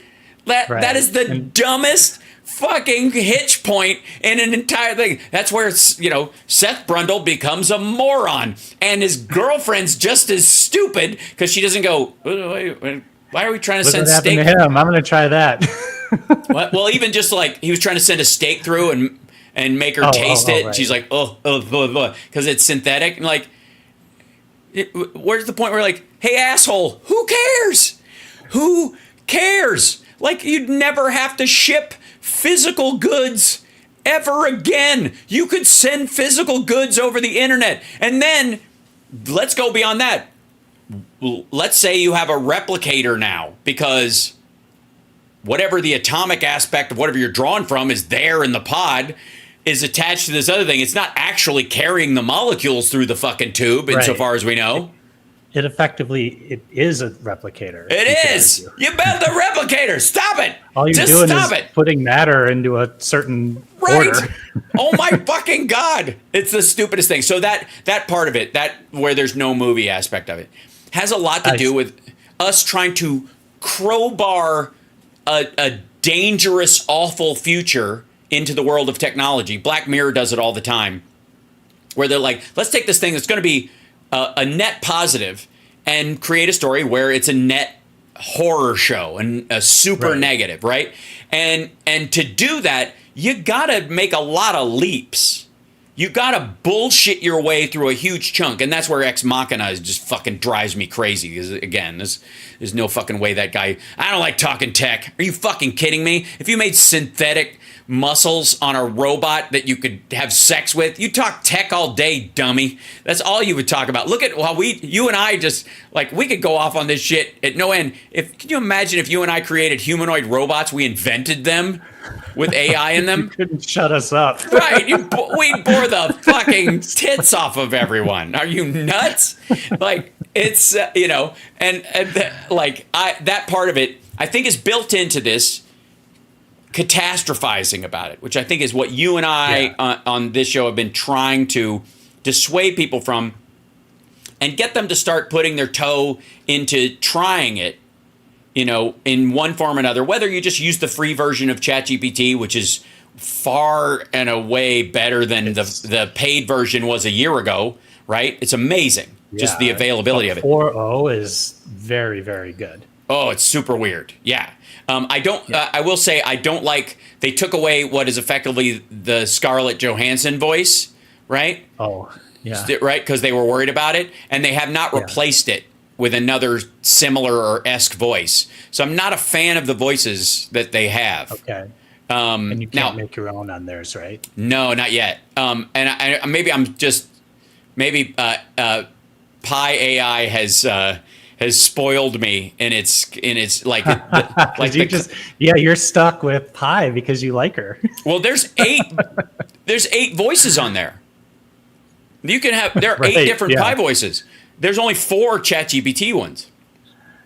And it doesn't seem to me like the voice thing should be that hard. Like it isn't. I mean, and I don't understand why it's so limited. Like it feels like they could just make a wholly unique voice. Like why wouldn't they just make a unique voice? Right. Well, and they did. They hired a voice actress, and they were still leaning trying her to direction, do a sound alike, and they probably hired her because they were trying to get it close to Scarlett Johansson, and they were only doing that not because of Scarlett Johansson particularly. It was because of the movie that they wanted to attach it to. Jesus Christ! It's just like, again, it's connecting to things we know, and back to Star Trek, like. to the original thing you talked about, the reason the Star Trek ship looks like it looks like, if we had that future, the ship wouldn't look like that. There's probably not two things sticking out the back. And if you look at things that move in space, like right now they're like rockets. So they point in a direction and they have, gas coming out the back. But by then, to do those things, it doesn't have to look like any of that. There's no air. There's no friction from air in space. Like it's not going to look like that. But we have to connect it. We have to connect things that we think about in the future to things we know today. And it's more about the unintended. Like I had it do this thing, and I didn't realize it when I did that thing. It would do this other thing. That's really the bigger danger. It's not that it's going to become sentient and kill us. It's that I tried to I tried to do this thing where it makes the electric grid more efficient, and in actuality it overloaded it, and then we had a blackout, right? So, but that's not AI choosing to black the place out to kill humans. It's like you try to do something and you made a mistake, And which brings us back to it's going to be the greatest technological, pro technology movie ever. Johnny Five is Alive, Short Circuit, because ultimately that's what happened. That's a short circuit. It's just a higher level version of a short circuit, but it's no different than connecting the two wires wrong and and blowing the transformer. Effectively, it's just a digital version of it that if you don't shut it down, might keep doing it millisecond after millisecond until you get it to stop. Which, by the way, you now can just yell at it, stop that, and it'll do it. I don't understand. I got to say, increasingly, I think you're going to find celebrities, especially the ones that are like selling their entire catalogs as they get older. At some point, like if you're Christopher Walken. You're like, I'm going to sign a contract, that people can use my voice at this age for this thing if they want it. You remember those GPS systems you could get? Like Garmin, I think, did this for a while, where you could get like Schwarzenegger's voice for real. Like they went into a booth and they recorded, I didn't know that. Turn left, turn right, get to the exit now, like that kind of shit. And you could download it, that there are a bunch of, first of all, I happen to think that I'd make a fantastic AI voice, ChatGPT. I'm just saying.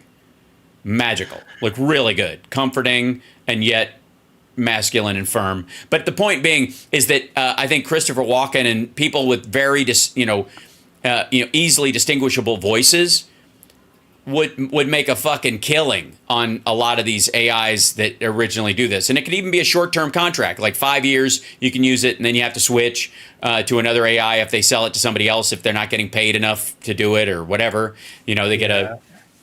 I think in that case, like maybe it's just the open-endedness of you don't know how your voice is going to be used later, because there's like literally no... Like in a Garmin, it's Garmin, and they can control that environment. And Arnold Schwarzenegger's voice isn't going to end up saying something crazy about Nazis. You know what I'm saying? Like, that's right. Yeah, that's a good point. You never know. You never know what somebody's going to use AI using Christopher Walken's voice to do. Well, again, that's why the open AIs and the other ones actually would have a leg up on some of them, because they have guardrails on that behavior. Yeah. Right. So, and therein lies the thing where we all keep talking about the elephant in the room is like, what are the guardrails? And currently there are no regulated guardrails necessarily to the development of them. It's more, what guardrails do these companies that are developing it or training it, what do they self-impose on it? And there's not really very much transparency on that. And so I think, to get to the future of Christopher Walken being able to monetize his voice for GPT, you have to put those guardrails up first. Yes. So that when he chooses to make that deal with them, he knows what the constraints are for the use of his voice. So, and we're kind of in that spot, but you can't undo it. you have to catch up. And if you waited for the laws to catch up, you probably wouldn't have almost anything. Right. Like you definitely wouldn't have Uber. You wouldn't have Airbnb. You just wouldn't have stuff. Right. And so that's kind of how it goes, unfortunately, or fortunately, however you want to look at it. Yeah. Well,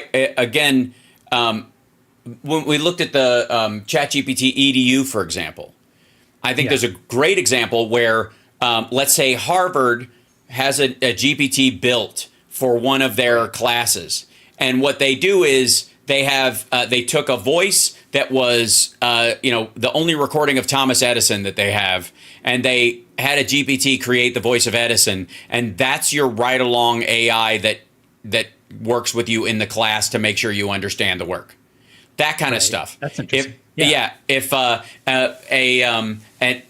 digital acting coach effectively that helps you work through lines and that kind of stuff, and just memorizing the lines and whatever, and that has the voice of a famous actor, but that's all that they do. They just do that kind of stuff. They listen to you while you perform, and they measure you against other performances or the original performance of it, and they go, it sounds like you're quoting directly from the movie as opposed to giving your own emotion, right? Which is something that comes up in acting classes all the time, right? And Stallone, if it's Stallone, big your acting coach, I don't know, you play dumber, because he's a very smart guy who made his money playing dumb, and everybody thinks he's actually dumb, which is dumb. He fucking wrote Rocky. I'm just saying, and a myriad of other hit films. So, point being, is there's an outlet for that kind of thing. But I also believe that a vocal sheen. I've mentioned this before, but I think a vocal sheen on AI voices would be valuable. That there would be rules about it. That it has kind of like a slight phase effect to it, so you go, this is definitely not a person on the other line. This is I'm talking to an AI. And right? You're talking about discernible by someone listening, as opposed to like something not able to be heard, but still a signature. Yes, right. Yeah, the signature ones, I guess you could sign off on if you wanted to, but you could also go, this is the AI version of it, so it has a slight sheen on it, like it's just slightly digital sounding, so it's the trained one, instead of the full-on one. That would be up to the artist if they wanted, whoever the person doing the voice was. I've always said, like, I feel like you could empty out Stanford in a week if everybody talked like Napoleon Hill or Ross Perot, because they all talk like this. Listen here, I am the smartest person you will ever speak to in your entire life, and my son was born without any sign of ears. That's an actual line from Napoleon Hill, and that's what he sounds like, and that's why Ross Perot sounded like him. He listened to Napoleon Hill his whole life and basically took on that voice. But there's at some point, the launch of that EDU part, the chatbot EDU, I think is the I've been talking about its value as a tutor in a bunch of areas for a long time. That is, I think, its best use as far as I would agree with you. Like, I'm someone who learns from being online, and so we've grown up with but search engines have been around in our lives for a good period of time. Yeah, and look at how that accelerated us, like the ability to go find information without having to leave your desk, right? Yeah. And be able to like research and learn things on videos on YouTube, and so that accelerated so many things in the last 10 years, maybe more, maybe 20 years. Whereas this is that times 10 or more, because you can like interact with it, and it, what I think is important is that we think about how, like, we almost have to think about how we learn. Yeah. And maybe think about shifting the way that we think about that, because the way you extract information from it is going to be different, if that makes any sense. I think it's also going to be very old, because it's a lot like having your own personal teacher. It's like being taught, like if you grew up on a farm, your parents taught you how to plant and how to gather eggs and how to treat certain animals and all this stuff. And it was very personal. And there's almost no other situation. It may be some degree business if you make your kid a vice president and you actually have a business that does anything, and then the kid takes over the company at some point because they, or you like. Your daughter joins your law firm and becomes your paralegal, and then your co-counsel, and then eventually becomes a partner. Those kind of things. There's a way up for that, but that's rare amongst humans, and very few of us. Okay, my dad's an architect who repaired musical instruments to put himself through university. My mom is a nurse. I don't have a version where, Hal, as an actor, there's a lot you're going to need to know. Like, even the teachers I have are at the time were incapable, because if anything is a case of those that can do, those who can't teach, it's acting teachers. It doesn't mean they can't act. It just means they can't get paid to do it, right? Or increasingly can't get paid to do it, whatever it is. So you're learning from people who failed at the business side of it. So you're never going to learn that part of it, right? And that's tough. That it's that self-selecting group that denies you that ability. Now, if you grew up the child of a famous actor, that's why more people than you know are actually.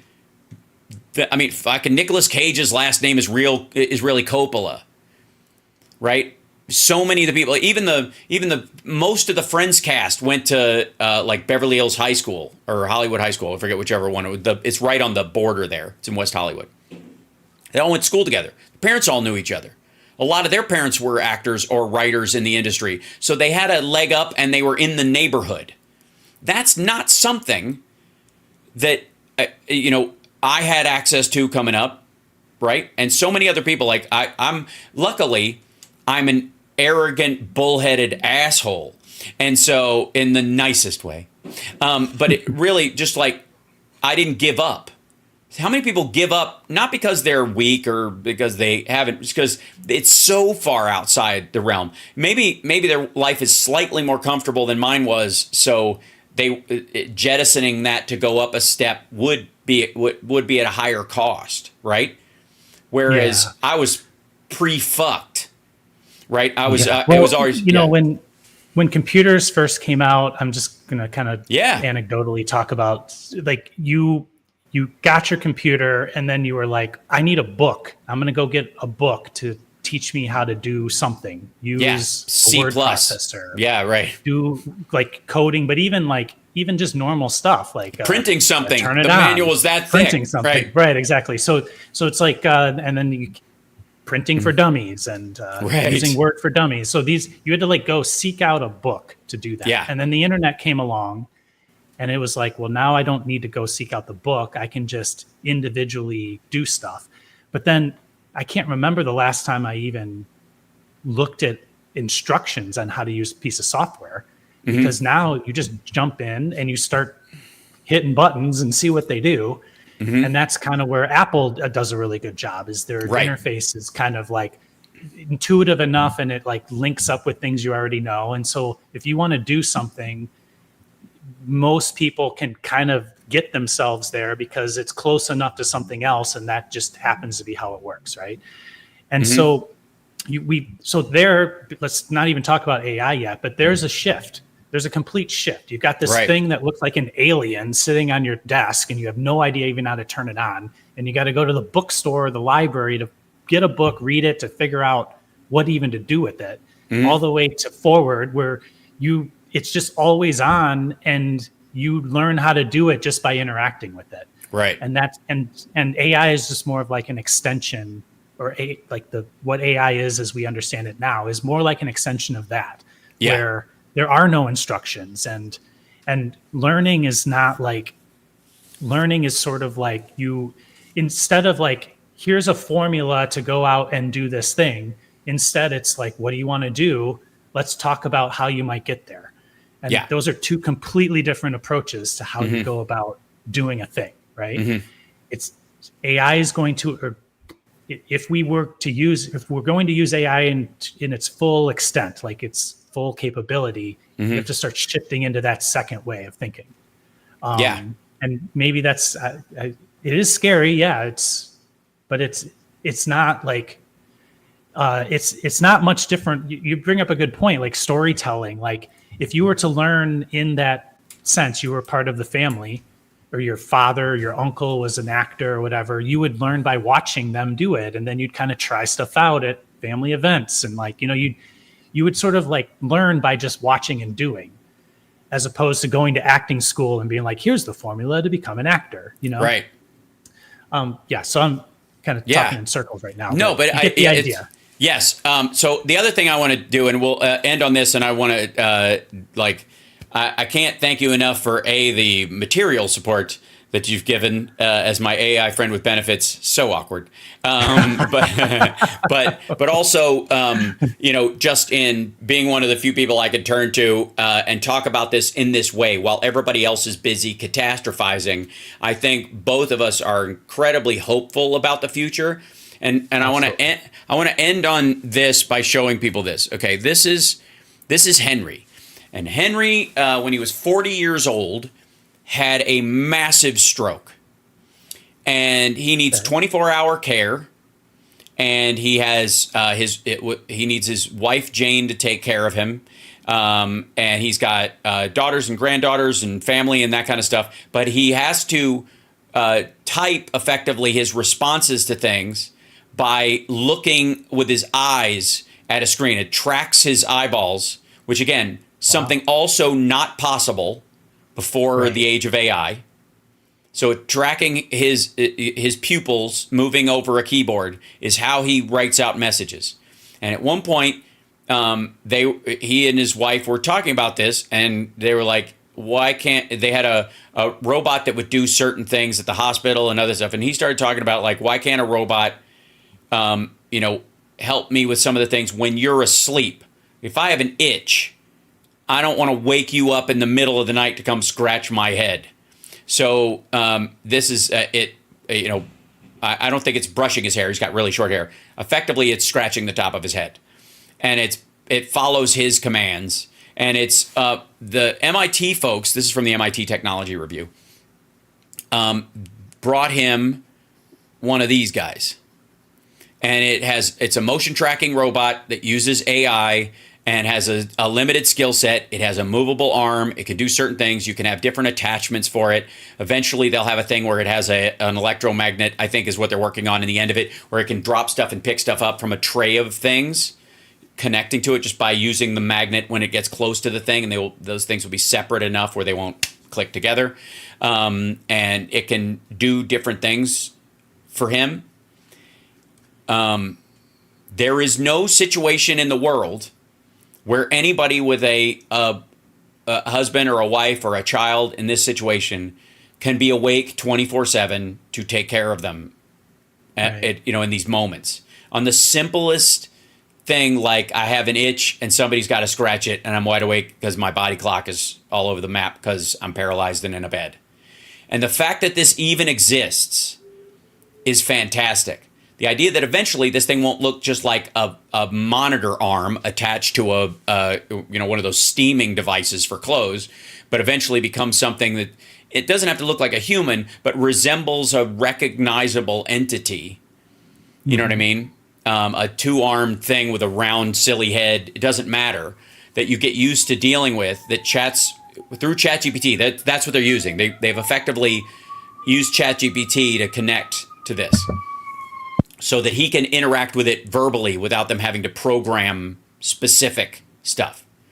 And that is what I always think about when we start talking about what's this for. Because that blind guy who was standing in front of the Buckingham Palace, and he was asking ChatGPT using the Omni version, is the monarch at home, because he wanted to know if the king was in the palace, and it told him yes, the flag is in position that says they're there, and it can spot your friends because it can do the same scanner that's in your phone that picks faces out of your photos so they can make albums out of them. It can spot your friends and go, hey, Carl's across the street. And you can go, hey, Carl, and they can see you, whereas you never would have before. You could never do that. A blind person could never yell to their friend across the street like you and I can. Now they can. That's the kind of stuff that will become increasingly more normal. And yeah, and again, the idea that any school child in the entire country eventually will be able to have a Stanford level, tutor available to them 24/7, when that was something that only the rich could afford for their ratty kid. The best tutors were always used for the worst rich kids who are complete pricks because you had to. They had to be, the long-suffering ones were always used up with the ratty kids. Whereas they probably could have had 5 clients, right, that they taught.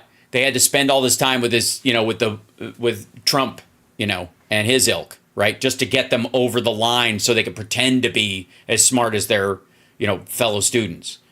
Now everybody can have that. We will get to the point where everybody will have that. What will people learn from that, and what untapped resource of intellect and will we have in the future? Because the people who used to shovel coal actually do have other abilities that they can now, learning will not cost them the price of another human's life teaching them.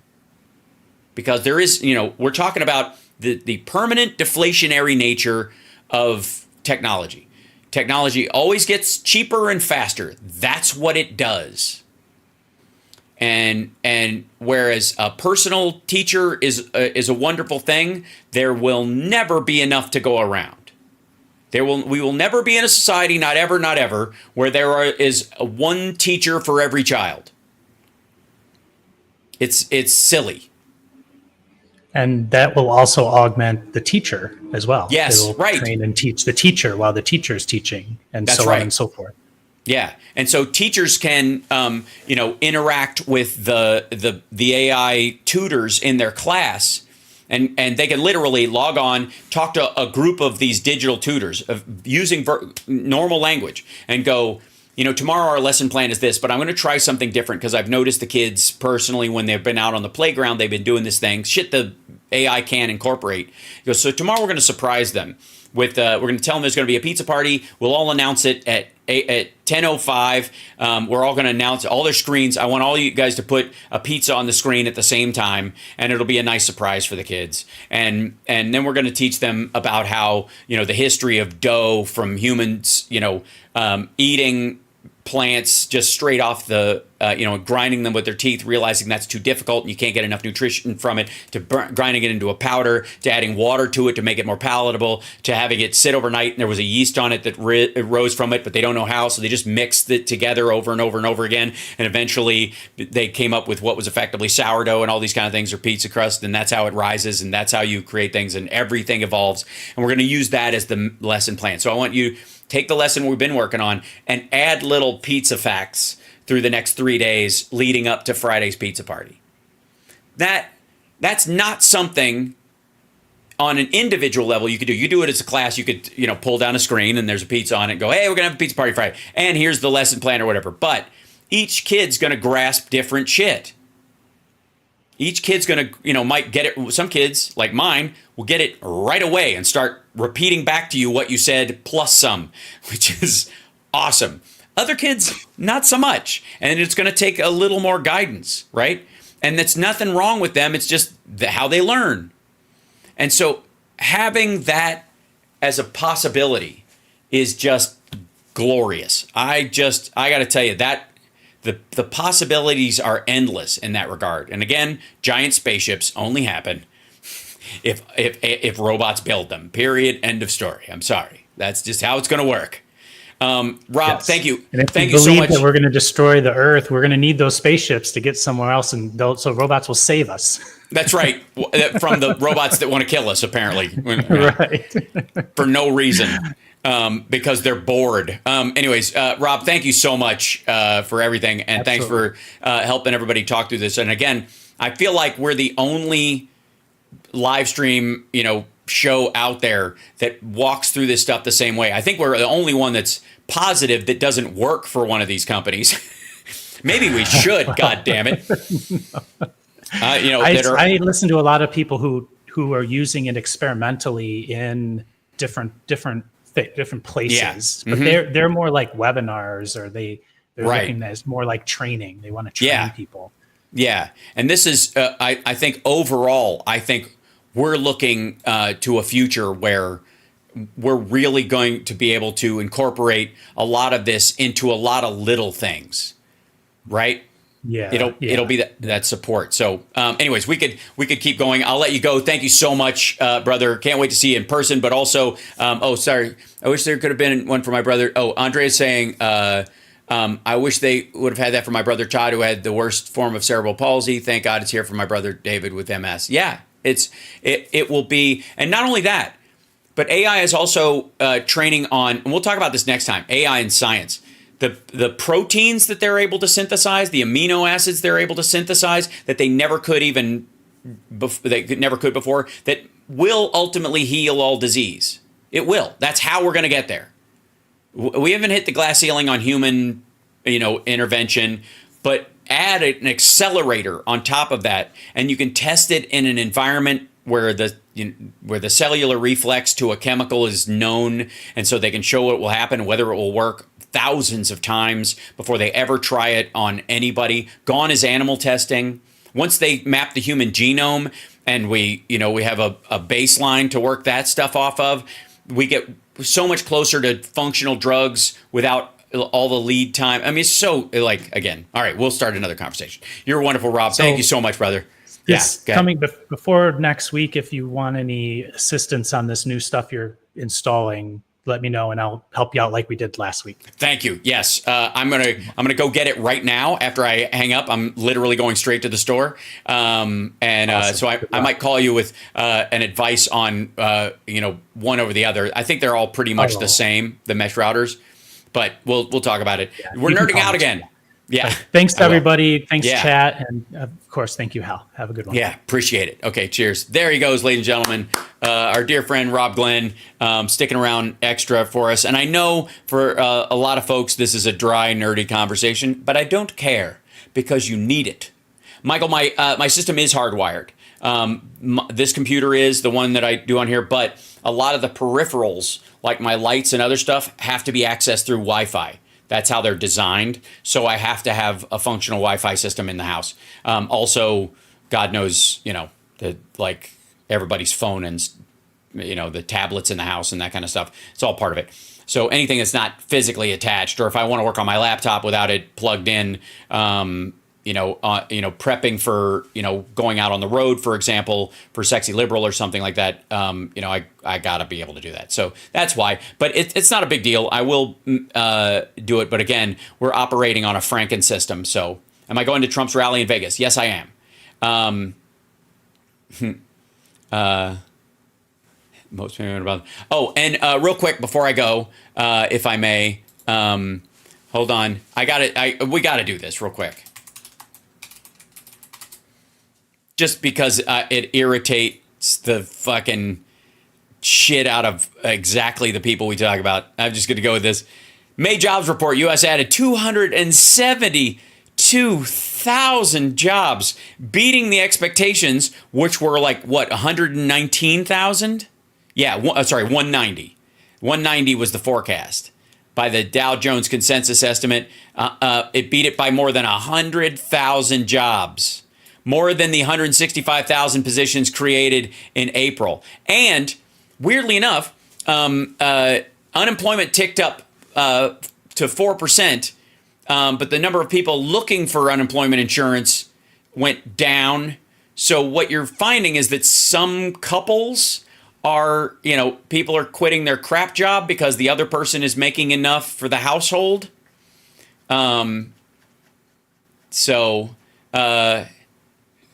Way to go, Joe Biden.